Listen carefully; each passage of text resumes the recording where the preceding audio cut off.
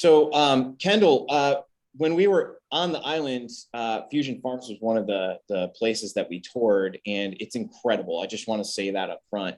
Oh, And thanks. yeah, and I'm looking forward to you being able to present a little bit about your project.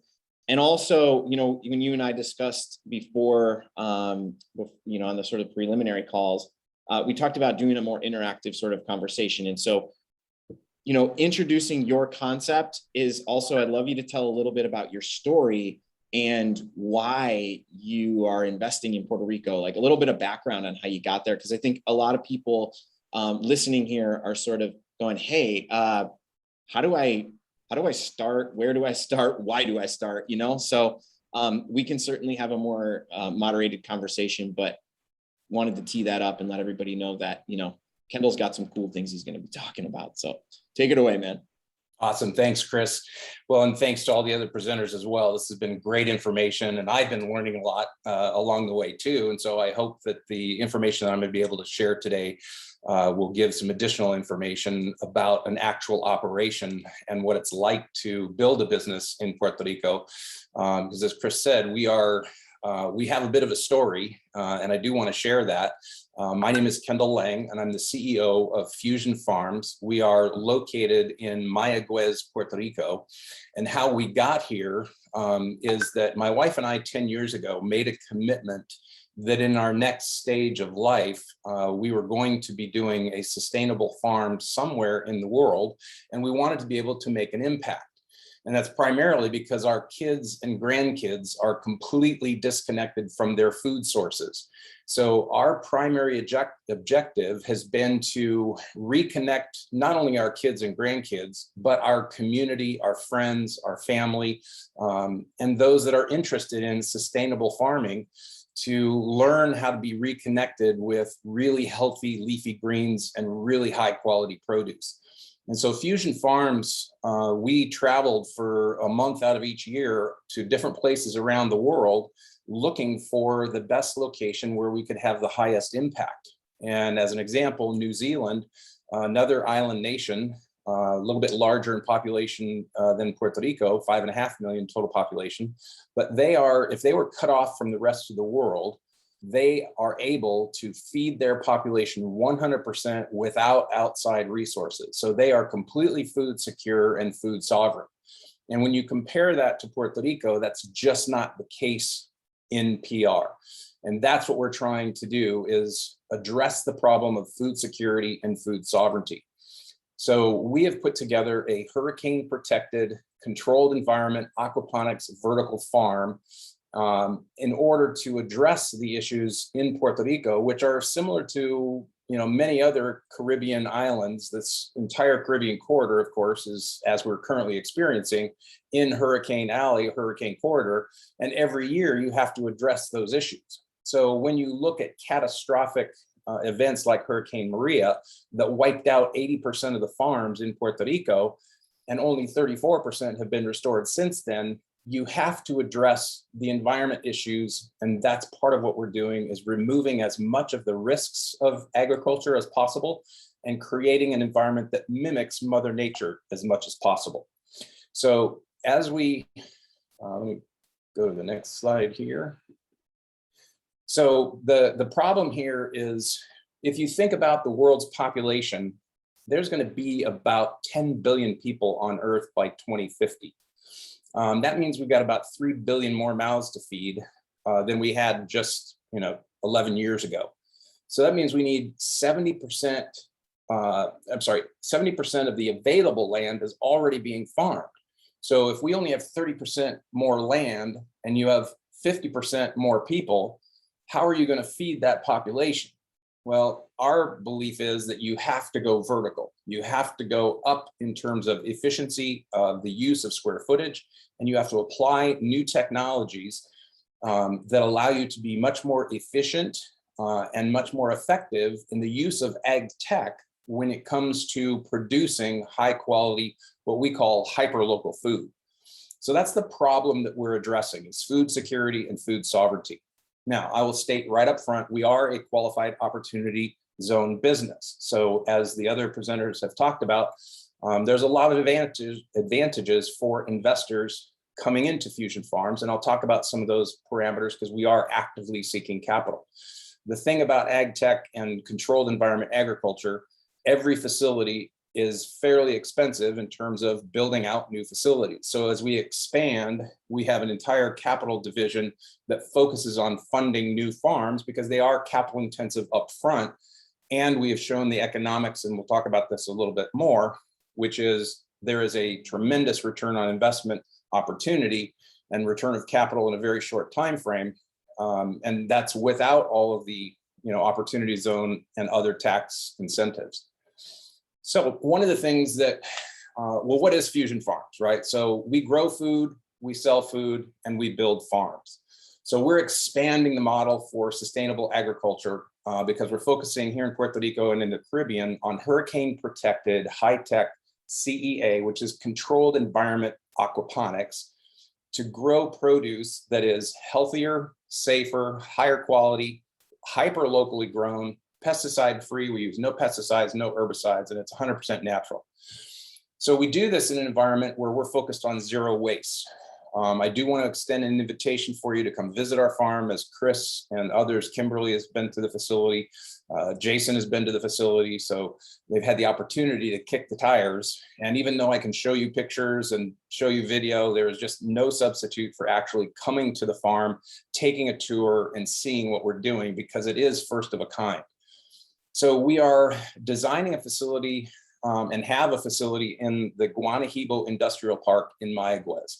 It is a Puerto Rico Industrial Development Company, or PRIDCO, property that I'll talk about in a little more detail. But we've designed that to be a microgrid. We do intend to be on clean, renewable energy. And we wanted this to be a design that is repeatable, scalable, modular, and transferable, primarily because the one facility that we have in Mayaguez barely scratches the surface of the demand. And I'll talk about that in just a little bit. Now, let me talk about what is aquaponics, right? So aquaponics, we are essentially water farmers. Now, hydroponics that you may be familiar with is the farming of plants in water, right? So there's a continuous flow of nutrient-rich water in a climate-controlled environment. And that's where, a lot of you have probably heard of operators like Aero Farms, Plenty, or Bowery Farms, just some very large hydroponic or aeroponic growers.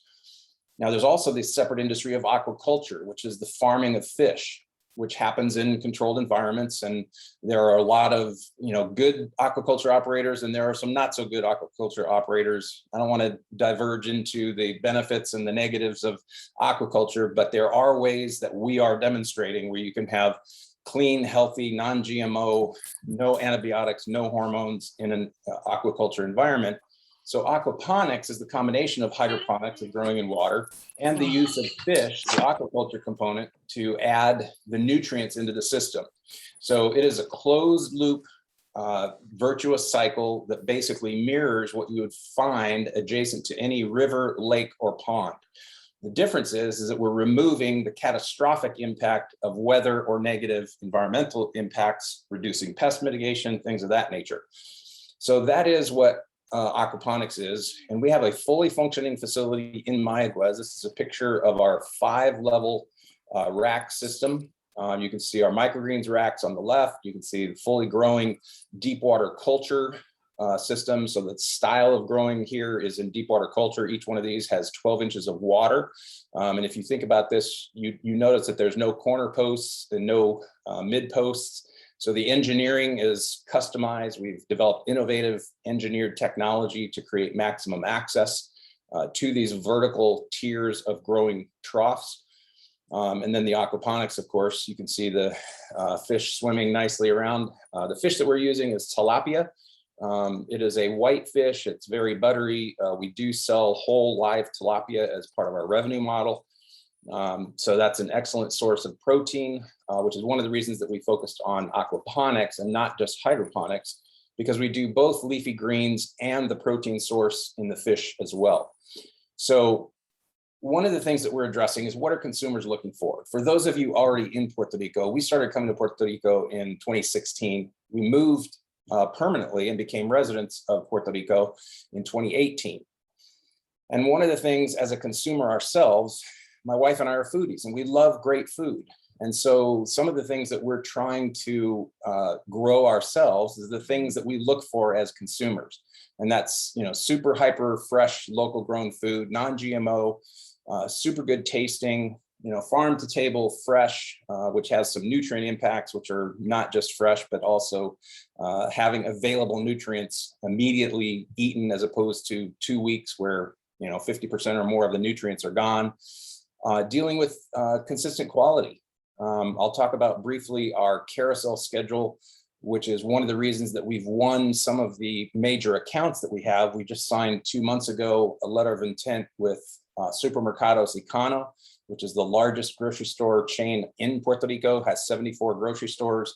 And we won that account primarily because of our ability to consistently deliver a high quality produce on a weekly basis. So through our carousel scheduling, we're able to deliver 52 weekly harvests throughout the year. And that's a significant advantage to our carousel system that is not available in traditional agriculture.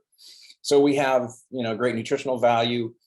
People are looking for food sources that focus on food safety so that there's food that they can trust. And I don't know if any of you have, read recently, but most recently in COVID, Tyson Foods and one of their manufacturing facilities was definitely challenged. Panera Bread, Chipotle have all been chains that have had national issues with food safety. So people are definitely focusing on the source of their food, knowing where it's grown and knowing if they can trust the manufacturers of that food, because we are a food manufacturer for all intents and purposes. So as I mentioned earlier, 90% of the food that is consumed in Puerto Rico is imported. And that actually is probably higher. It was a bit higher after Hurricane Maria. But to quantify that, it's a total of $3.5 billion, right? So that number is the net import trade imbalance that Puerto Rico currently experiences. And there are all kinds of ramifications. And this picture is a classic example that if you've gone to a grocery store in Puerto Rico, you have likely experienced that you can find, lettuce that's brown, rotted, wilted. If you've tried to buy strawberries, virtually all the strawberries on the island are imported because you can't grow strawberries unless you do it in a controlled environment because of the heat and humidity.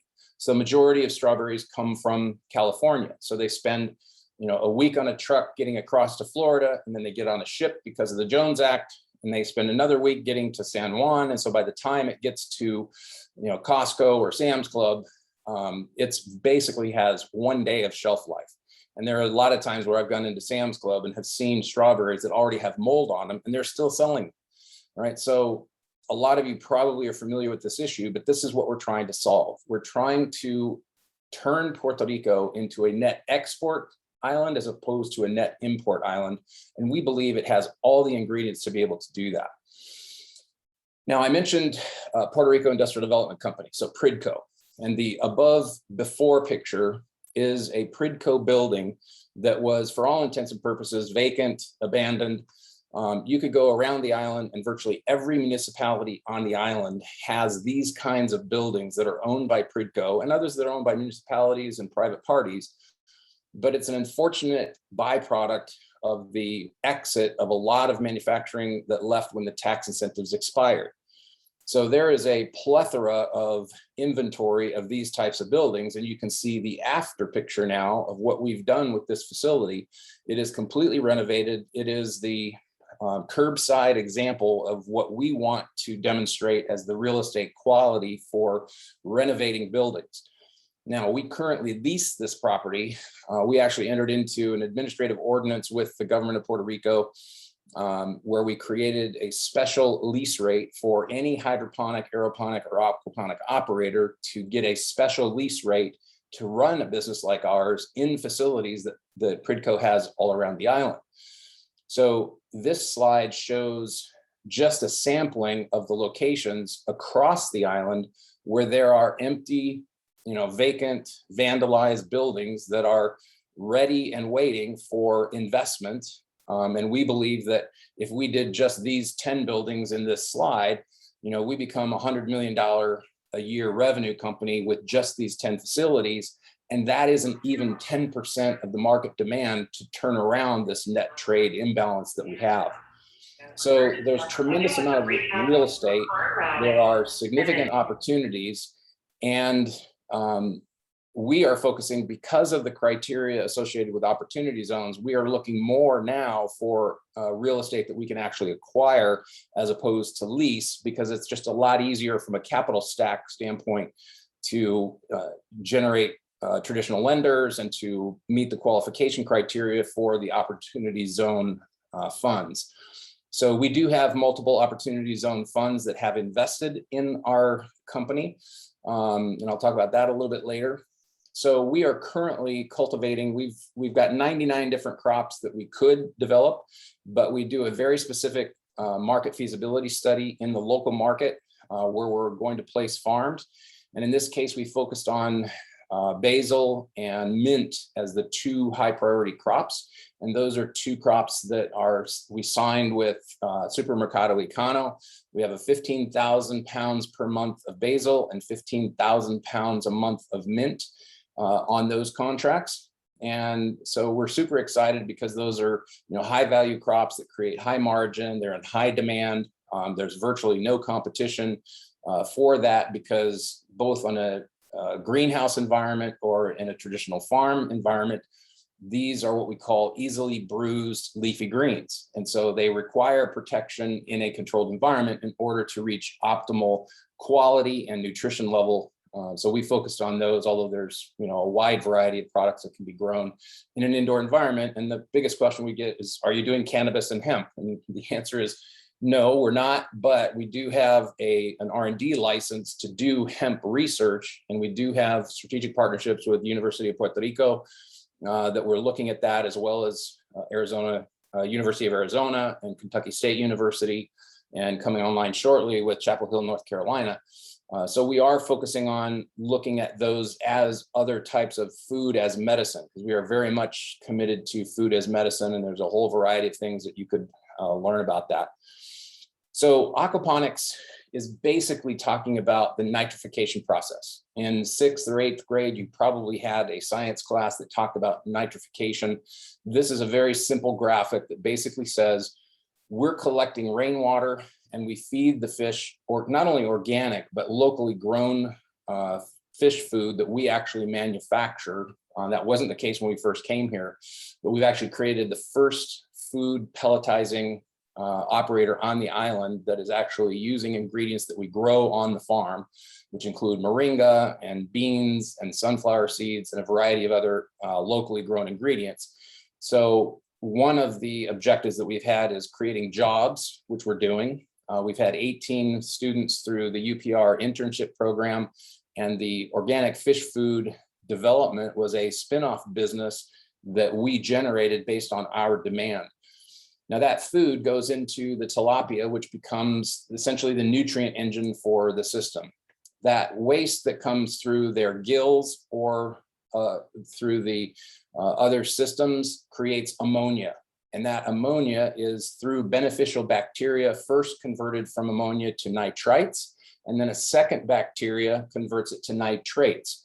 And that goes into the water that is closed loop circulated into the grow troughs that I showed you a picture of before. And then that nutrient rich fish water is where the nutrients are supplied to the plants that grow on the float boards in the system. So we are in the process of becoming solar powered. We have a complete comprehensive energy plan that includes more than just solar. If you have any questions about that, I'd be happy to address that separately later, but we do have a comprehensive energy plan that is important for operations in Puerto Rico because of the fragility of the PREPA system and just some other factors that I won't go into right now. But what we've done is we are the first of a kind in Puerto Rico where we have created an aquaponic farm inside a building. So we have these vertical racks that are currently producing, we're currently selling and delivering produce every week. We are non-GMO. We are producing whole fish as food for the community. We have very successfully demonstrated the repurposing of unused real estate that we believe there should be hundreds of other operators like us to turn around that $3.5 billion of trade imbalance. We have a variety of other components that I won't go into here, but this is something that we want to replicate and train others how to do. And so we're developing an online training course that will allow that to be replicated in the community by others that want to do the same thing. Now, we have some competitive advantage, and for prospective investors, we want to highlight why we're different and looking at the issues that would be of most import to a prospective investor. Again, we are first movers in this $3.5 billion net import trade imbalance. We have an established market reputation. We've built a brand. We're selling products. We have 42 restaurant clients, 3 grocery stores, and now 2 distribution companies. And we're competing at the level because of the high quality fresh produce that we are delivering hyper locally. Now, because we don't suffer the Jones Act, we are actually able to be lower priced than competitors, which is an advantage, but we also have a quality advantage. So we do have windows of time where we're actually achieving premium pricing. So even though we have the ability to be lower than the competition, there are components to our produce that we are actually achieving premium pricing. So we've got a tremendous knowledge advantage. As I mentioned earlier, we are a qualified opportunity zone business. We are also a qualified small business stock. We are located in a foreign trade zone or zona libre. So there are some significant operating costs that we can reduce because of our strategy. And so for every investment of $1, we're generating and able to demonstrate through projections and revenues that we're at an EBITDA of about 32 cents per every dollar invested. We have customers right now, the contracts that we have with Supermercados Econo and with Caribbean Produce are for more than about 200% of our current total production capacity. And so we're already negotiating for buildings 2 and 3. And that's what our Series B offering that's on the InvestPR platform is addressing now, is the investment required for buildings 2 and 3 in order to meet this additional customer demand. So we have offtake agreements that demonstrate the demand is far beyond what any one building could supply, and we're excited about that.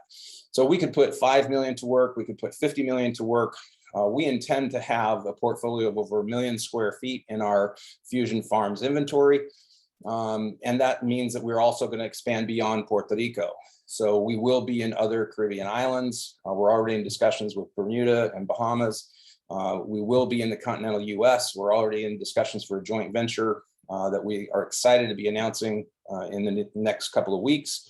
And we've also been invited to go to Norway and to Spain and the Middle East, where all of these locations have food deserts that have exactly the same kind of challenges, is that they want hyper local, fresh, nutritious, leafy greens 52 weeks a year. And in places like Norway, that's just not possible given the environment.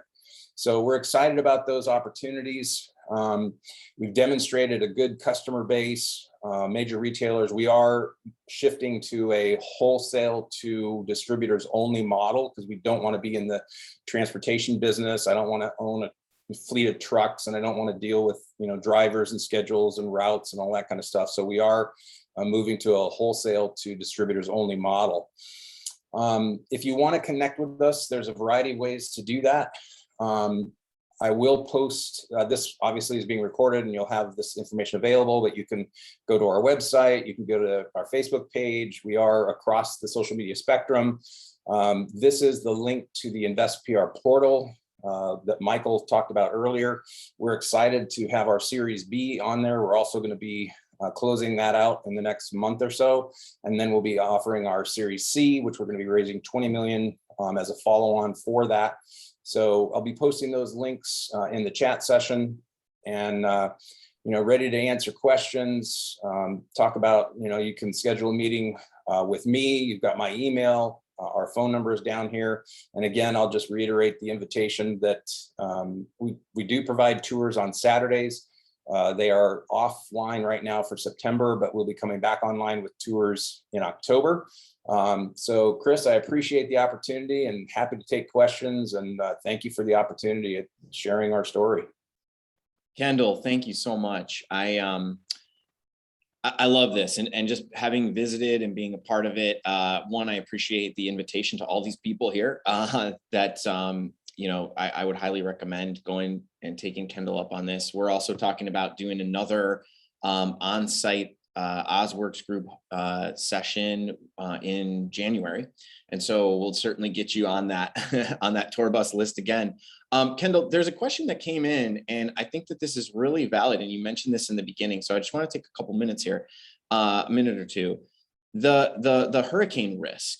You talked about that a little bit, and are there any special like calculations for that risk and investment that you take into consideration, or any special insurance companies that people need to be aware of in this type of scenario? If we can even address that in a minute or two. Yeah, sure. It's actually a real estate question more than anything else. And so when you look as an investor in real estate and you do your due diligence, you're going to be looking at, you know, what are the engineering standards for the building, as when was it constructed to code based on not only necessarily hurricane standards for, you know, wind speeds and so forth, but also for earthquake, because that's also been a recent issue in Puerto Rico, is, you know, being able to withstand earthquake.